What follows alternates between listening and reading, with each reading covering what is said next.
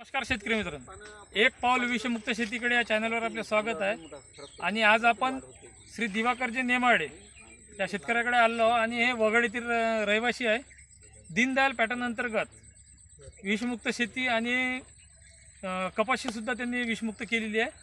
तर त्यांची आपण आज कपाशी आणि त्यांच्या या कपाशीसाठी काय काय त्यांनी निविष्ठाचा वापर केलेला आहे आणि कशा कशा पद्धतीने केलेला आहे ते आपण त्यांच्या तोंडून आपण त्यांचे मनोगत ऐकून घेऊ।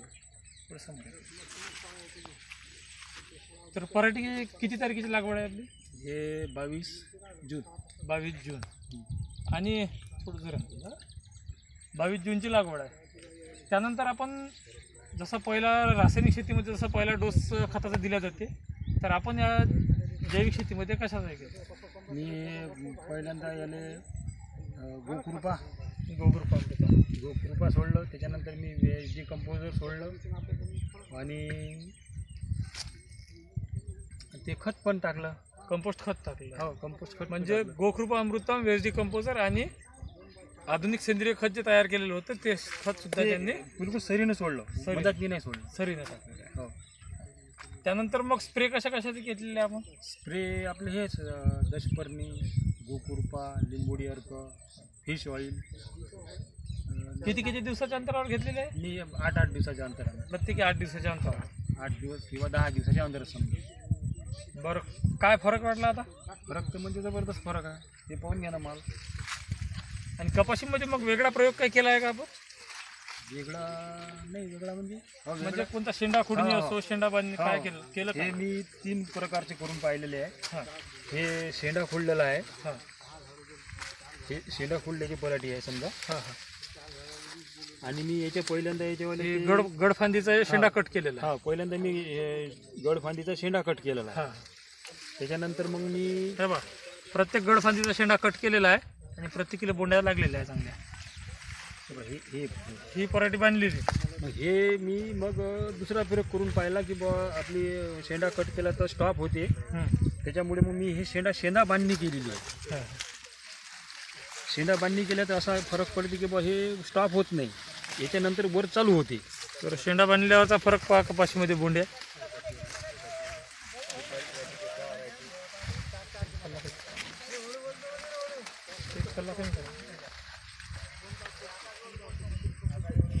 बरं, काय वाटलं तुम्हाला या तीन जे तुम्ही एक शेंडा कट केलेला आहे, गडफांदीचा शेंडा कट केलेला आहे आणि गडफांदी काढलेली आहे आणि तसंच शेंडा बांधणी केली, यामध्ये असं काय वाटतं कोणतं केलं पाहिजे चांगल्या पद्धतीने? हे शेंडा बांधणीचा आहे सगळंच चांगलं।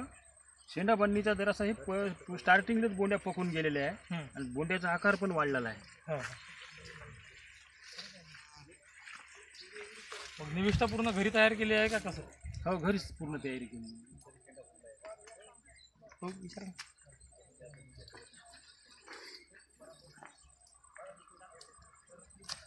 एका याच्यावर वरंबा पद्धतीवर लावलेली आहे का मग पराठी?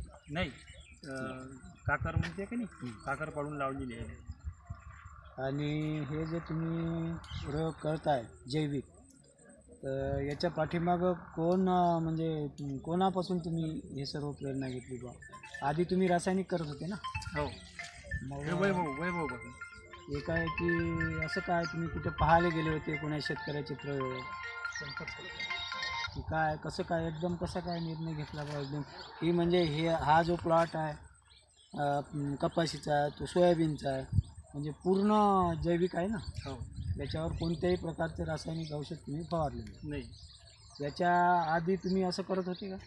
नाही, याच्या आधी मी फक्त ते ग्रुपवर पाहत होतो, एका ग्रुपवर होतं ते, त्या ग्रुपच्या माध्यमातून मला ती माहिती मिळाली, मग ते वैभवचा साथ मला 100% मिळाला। किती वर्ष झाले हे प्रयोग तुम्ही? हे पहिलंच वर्ष आहे माझं, म्हणजे 100% जैविक करणं? हो। याच्या आधी फक्त काही असं 1-2 औषधं फवारत होते? नाही, काहीच नाही। याच्या आधी फक्त मी ते काय म्हणते जीवामृत टाकत होतो, फक्त जीवामृतच होतं। हो। यावर्षी या सर्व कपाशीवर, सोयाबीनवर तुम्ही म्हणजे रासायनिकचं बिलकुलच केलं? काहीच नाही, रासायनिकचं काहीच नाही। तर मग आता हे यावर्षीचं सर्व चांगला रिझल्ट आहे तुमचा? हो, पूर्ण शेती याच्यावर केलेली आहे? हे पूर्ण याच्यावर 100%। सोयाबीनचं सोयाबीन मग असं काय वाटते बा, असं म्हणजे तुम्हाला याच्यानंतर काय वाटते मग अशी शेती करायची याच्यानंतर म्हणजे पैशाची बचत आहे. हां. कृषी केंद्रात गेलं असतं, आज कृषी केंद्रातले 20-30 हजार रुपये लागले असते ना. हां. आणि क्वालिटी बी अशी नसती राहिली. आज मी पाहू राहिलो रासायनिक वाल्याच्या पराठ्या की अशी क्वालिटी नाही आहे. त्याच्या असं पान नाही, तुम्ही जाऊन पहा तुम्ही रासायनिक दुसरं म्हणजे आता तुमच्या पराठीचे कमीत कमी 4-5 बोंड मी तोडले. म्हणजे ते तोडत असताना बुडातलं एक तोडलं, मध्यभागातलं तोडलं आणि मग त्याच्यानंतर पोळ्याची अमावस्या झाल्यानंतरचा जो माल आहे तो असते शेंड्यावरचा, तर तोही मी हे केला. तर त्या बोंडामध्ये म्हणजे आता जर तुम्ही पाहिलं की पोळ्यानंतर आलेले जे कपाशीचे बोंड आहे त्याच्यामध्ये बोंडअळी चा प्रादुर्भाव दिसते. पण तुमच्या याच्यामध्ये कोणत्याही प्रकारचा म्हणजे साधं बोंडअळीचा काहीच प्रादुर्भाव बिलकुलच दिसत नाही. म्हणजे निंबोळी अर्काचा वापर तुम्ही केला प्रत्येक फवाऱ्यात. म्हणजे जवळपास 7-8 बोंड मी तुमच्या वैभवशी बोलणं चालू असताना तोडले. तर असं बिलकुलच आतमध्ये काहीच बोंडअळीचा कापूस फुटलेला आहे. तुम्ही ट्रॅप लावले होते. ट्रॅप हां ट्रॅप आहे ते काय म्हणते ते ट्रॅप आहे म्हणजे बोंडअळीचे, गुलाबी बोंडअळीचे. कामगंध सापडे. हा, ते ट्रॅप लावले होते आणि चिकट पण सापळे लावले होते त्या पोळ्याच्या अमावस्या पिरियडला. त्याच्यामुळं 100% तुमचा जो प्रयोग आहे हे यशस्वी झाला, कारण बोंडअळी बिलकुलच नाही. आणि दुसरं असं म्हणजे एक नवीन तुमच्याकडून आज पाहायला भेटलं की पराठीचे शेंडे खुळण्यासोबतच पराठीचा शेंडा जर बांधून खालच्या भागानं वाकून बांधला तर हे झाडं तुमचे अतिशय चांगले बहरलेले, सशक्त आणि फलधारणा चांगली आहे, बोंड चांगले पकलेले आहे. तर हा एक नवीन प्रयोग तुमच्याकडून पाहायला मिळाला. तर मग आता एवढं चांगलं पीक नेमाडे राहणार वगळ यांचं कॉटनचं प्लॉट पाहायला आलो मी आणि 100% सेंद्रिय पद्धतीने त्यांनी हे कॉटन घेतलेलं आहे. आता जवळपास अर्ध्या प्लॉटमध्ये आम्ही फिरलो, जवळपास रिझल्ट सगळीकडे सारखा आहे. आणि सगळ्यात महत्त्वाची वाखाणण्यासारखी याची गोष्ट आहे की हा प्लॉट स्वच्छ आहे. म्हणजे कोणत्याही प्रकारचं याच्यात गवत नाही. आणि आजच्या कंडिशनला बोंडाची अवस्था 85% म्हणजे 85% बोंड हा परिपक्व झालेला आहे.